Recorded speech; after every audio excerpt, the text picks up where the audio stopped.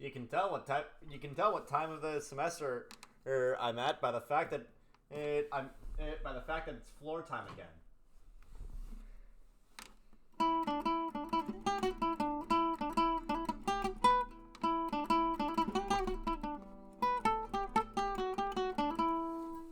Hey, that was pretty good.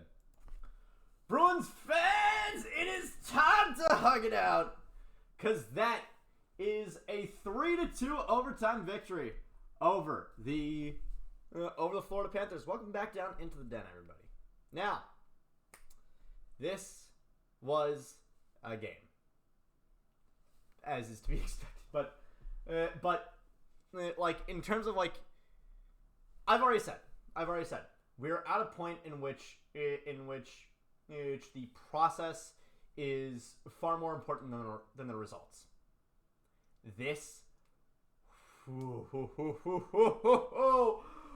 this was the process. This was the process. It wasn't just the fact that we had won. But it was the fact that but it was everything in between. And specifically everything in between the whistles. Now, did not get off to a strong start. And honestly, there were a lot of times in which the Panthers were outplaying us, which was a little bit concerning. I mean, the Panthers are probably going to be without Aaron Ekblad for the entirety of this, for the rest of the season, and probably a good chunk of the playoffs. However far they get in the playoffs, I do not expect Aaron Ekblad to be back, unless they go on the fucking dream run and somehow take the finals to 7.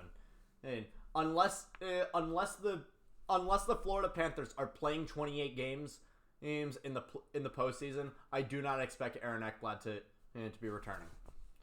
That is just how I'm seeing it. But like I said, the game did not start off great, and I'm not gonna lie, it is entirely because the puck is made out of vulcanized rubber, a zone entering shot, a zone entering pass from Gustav Forsling just rattles around the end boards and bounces off of one of the stanchions and right into the open slot where Matthew Tkachuk is. And look, I hate that it happened. The puck is made out of vulcanized rubber. What the fuck are you gonna do? In instances like that, you kind of just gotta roll with it. That is the very definition of puck luck. But the rest of the game, I'm very happy that Andrew Peeke is on the Bruins, because oh my god, our defense actually looks like it has a bite to it. And honestly, just plain and simple, the one thing that I did not want to have in this game was a moment like in the last game against Florida, where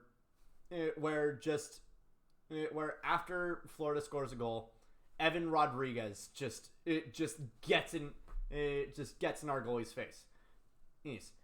This game, everybody was crowded. Everybody was standing in front of Allmark like, you shall not pass. And my god, that was the fact that we had the fact that we didn't let anybody push around our goalie. Amazing. And for what it's worth, Allmark looked great tonight. Allmark looked great in this game. And I think it was that sort of bite.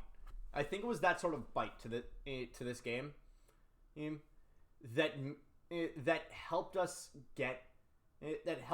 get goals in ways that we haven't in a while. Charlie McAvoy with a goal. Getting his second goal in 16 games. Within this game, we had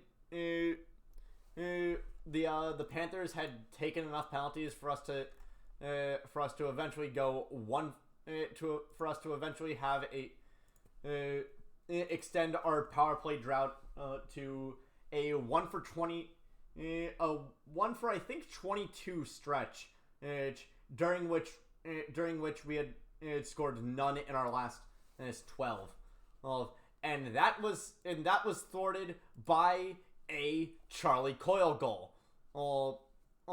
His 25th of the season, with Marchand getting the apple and Pasta's 60th assist as the secondary,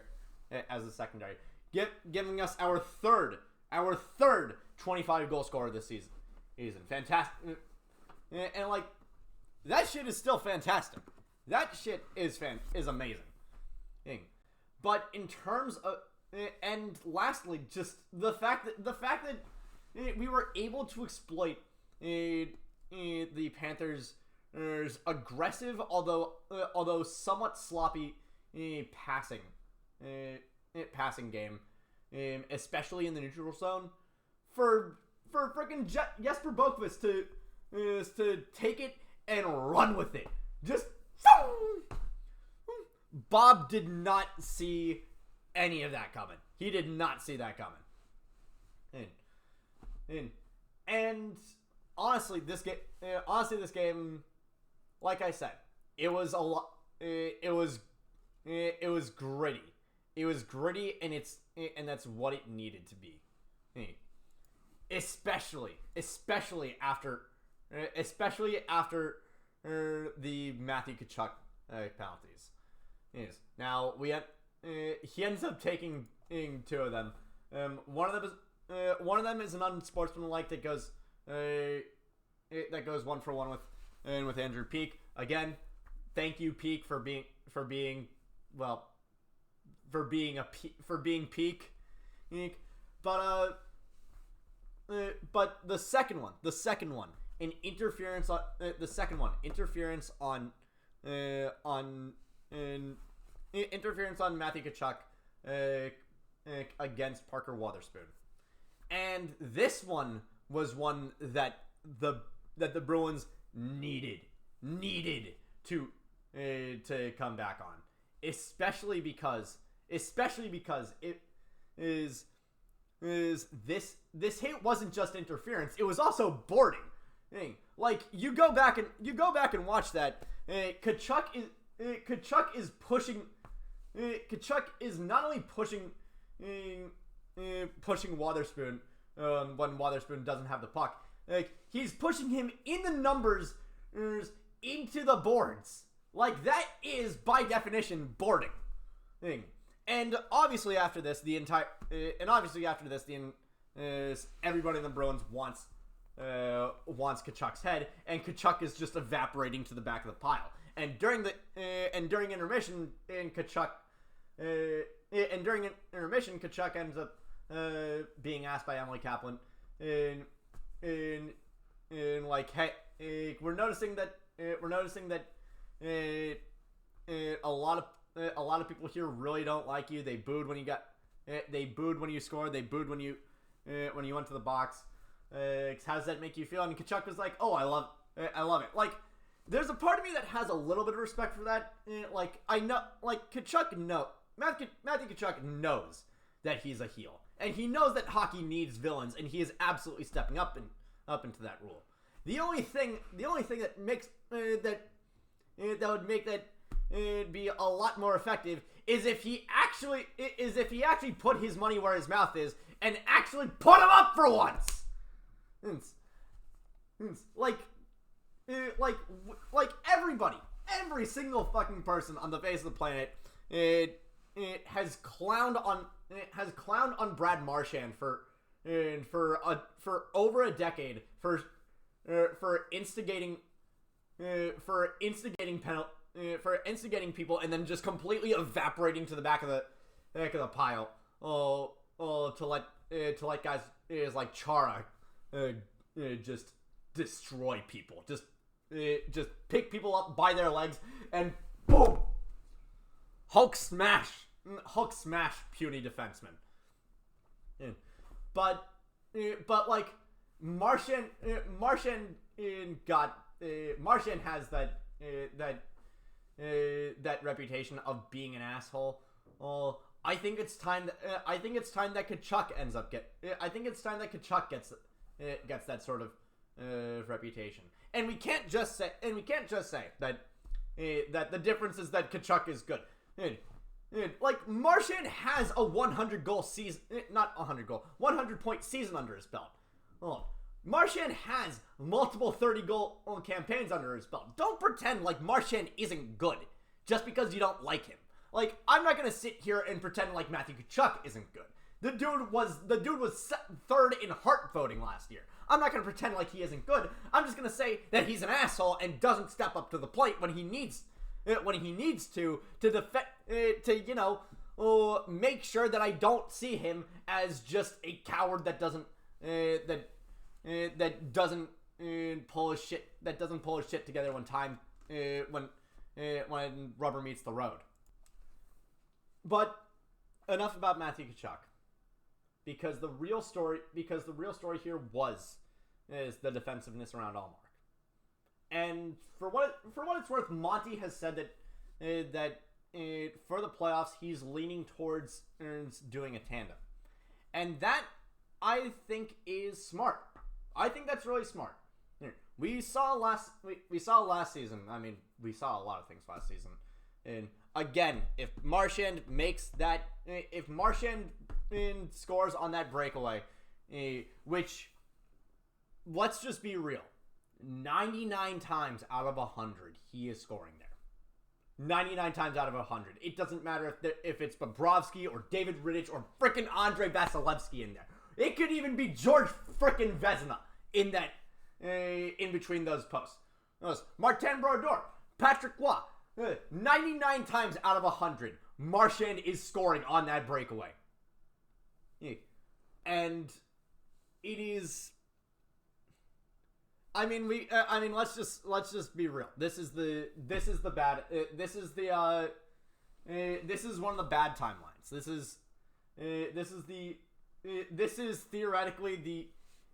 is pretty much the one timeline of 14,605,000 that Doctor Strange looked into. We are in the one timeline where we lose both 2019 and we lose 2023. Like, for the love of God, 2019. Call a trip on Bozak.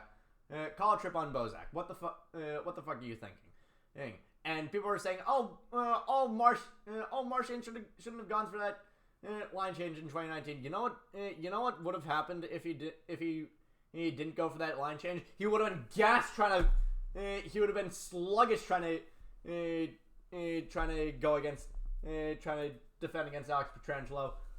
And people would have said, why is he still out there? He should have gone for that line change. Gone for a line change. Damned if you do, damned if you don't. Whatever. We lost both. Whatever, we lost both of them. It's time to move on. Fuck it. But in terms of last year, we saw what happens when you have a fantastic goalie and you kind of run him into the ground. Now, I don't necessarily think that the Bruins legitimately ran Allmark into the ground. I think it's more so just that Allmark was injured, and so yeah, they ran him into the ground. Fuck me. But we saw what happens when you run your goalie into the ground. So Monty opting for a tandem is really good. But whatever we do for goalie, Bruins, keep up that same energy. Keep up that same energy. Do not let them put a single solitary finger on our goal on either of our goaltenders without making them pay for it. That is the energy that you need to bring. That is the energy that you need to bring to this team. You see this crest? This crest has had some amazing goalies grace it. Jerry Cheevers, Pete Peters, Andy Moog, Tim Thomas, Tuukka Rask, Yes, just some of the most amazing, and freaking Linus Olmark and Jeremy Swayman are the two that grace it right now. You better respect this crest. Respect the goalies that wore it beforehand, and protect these two like you would have protected those goalies in the past. You got me? Good. And that is going to end it for tonight's episode. Thank you all so much for watching. I will see you guys. I'll actually see you guys on Wednesday, because Tuesday I'm going to a club with a bunch of friends. I'll see you guys Wednesday, where I will talk about the Bruins and Canes game. Take care.